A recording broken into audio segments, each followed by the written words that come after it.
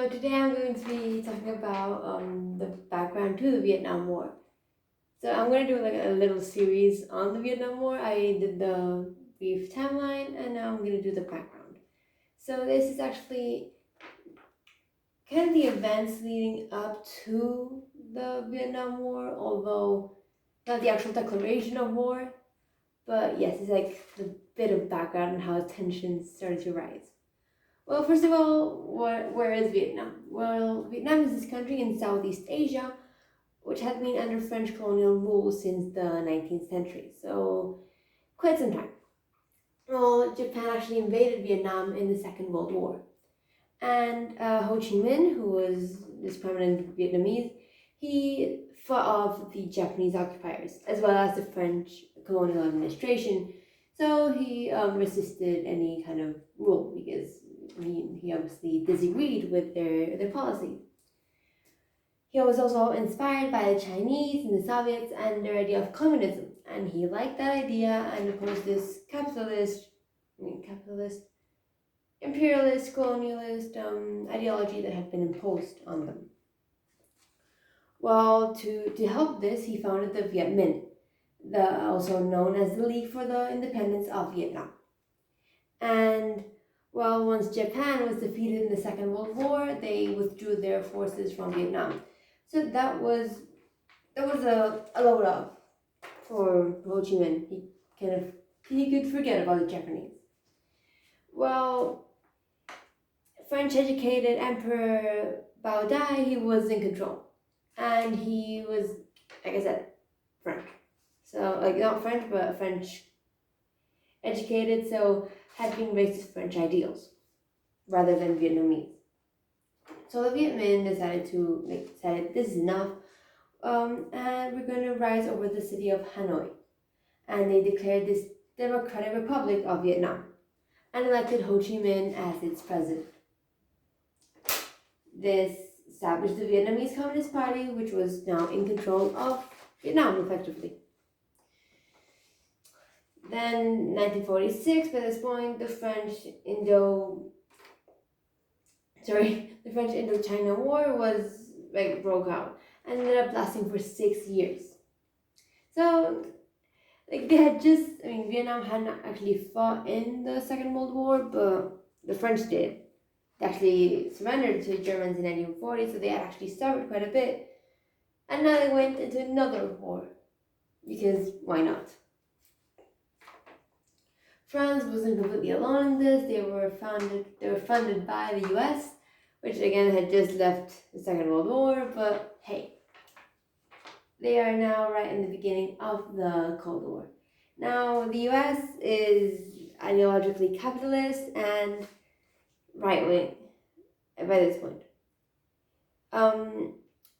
However, the Soviet Union, under Stalin, left-wing and essentially communist, completely opposing ideological beliefs. Tensions had been rising since Yalta, since Potsdam, and it was not looking good. And well, 1946, not 1946 per se, but after 1945, well, tensions started to arise, therefore culminating in the Cold War.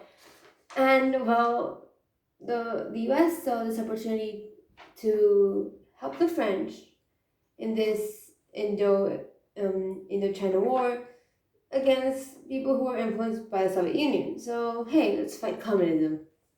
And they did. Well, Emperor Bao, backed by the French and therefore backed by the US, set up the state of Vietnam in July 1949 and set up Saigon as its capital. Now, both Emperor Bao and Ho Chi Minh, they wanted a unified Vietnam. Yes, Ho Chi Minh wanted a communist country, and Bao wanted this one with cultural and economical ties with the West, and, well, completely opposite beliefs, but they did both want a unified Vietnam, essentially. And well, the Viet Minh, they fought the French and defeated them at the Battle of Dien Bien Phu. I'm sorry for my pronunciation. in May 1954. This effectively ended French rule. So this led to the creation of the signing of the Geneva Accords of 1954, July. So 2 months after the battle ended. Well, in this accord, they established the 17th parallel, which would effectively act as a temporary demarcation line. So it would separate the military forces of the French and the Viet Minh. This was just, like I said, just separating the forces of the French and the Viet Minh, but that being the line that separated North Vietnam from South Vietnam. Well, North Vietnam was the Democratic Republic of Vietnam, so Ho Chi Minh. The South was the state of Vietnam, South Vietnam, and was Emperor Bao. Well, they decided to hold elections for the future of the country. Well, Eisenhower at the same time began this program to assist the South of Vietnam because they wanted to promote this Western influence and, well, promote it over the communist influence of North Vietnam. Well, this Saigon military mission was established to conduct psychological warfare.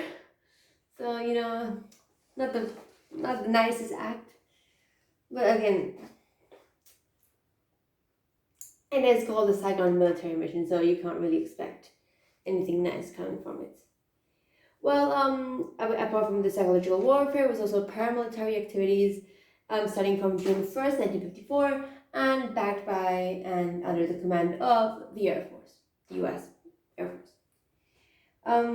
Also, Viet Minh leaders decided to move support for the Viet Minh and for the North Vietnam, well, South Vietnam. So they used political operatives and propaganda to spread their idea and message there.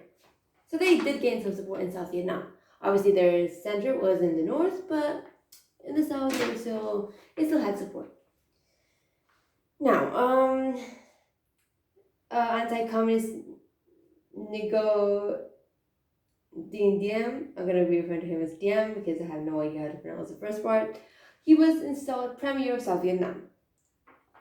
He effectively pushed Bao aside and did face quite a bit of opposition. He did have the support of U.S. military advisors, and this let him train his army and essentially stop any failed coup plots because he wasn't popular. So people tried to overthrow him, but because he had the support of the U.S. and the U.S. military, well, they kind of failed. The U.S. did emerge quite victorious from the war, and even if this could have happened instead of 1954, 1954,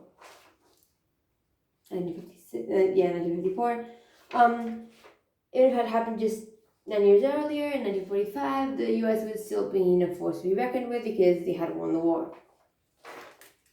Now they had, 9 years to rebuild their army, but by this point, and back then, the U.S. was the leading army in the world. Well, the CIA conducted events and intimidated opposition into helping keep the economy afloat and resettle 900,000 northern refugees. Because, people in the north, not everyone in the north would have agreed with the ideas of the Viet Minh, obviously, and not everyone in the south.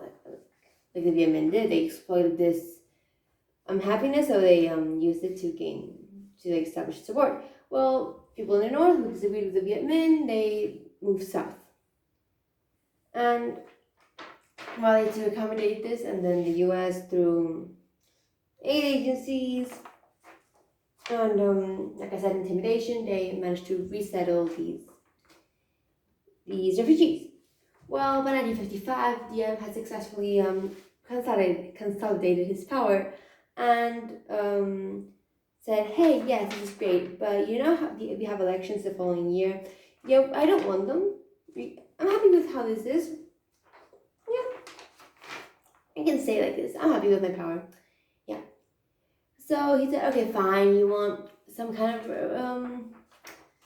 of elections? I'm gonna make a referendum. Yes, but he only did that in the south, so he didn't get the opinion of those living in the north. So everyone in the south of the 17th parallel, they were giving the vote in the referendum. Or above the 17th parallel, above the 17th parallel, they weren't allowed to vote. Well, in October 1955, he said, hey, you guys all like me, right? So I'm now going to be declared the President of the Republic of Vietnam. The North couldn't really get the Chinese or the Soviets to act, and they kind of had to take matters into their own hands. They did eventually get into war, but now this is actually going into the Vietnam War. And that is the background. That is essentially the events leading up to the Vietnam War, not the actual declaration of war, but, you know, a bit of background. Because, well, tensions have been rising at the same time, tensions have been rising in Korea, in Berlin. Berlin was a mess. In Eastern countries, between the US and the USSR, because this is the Vietnam War.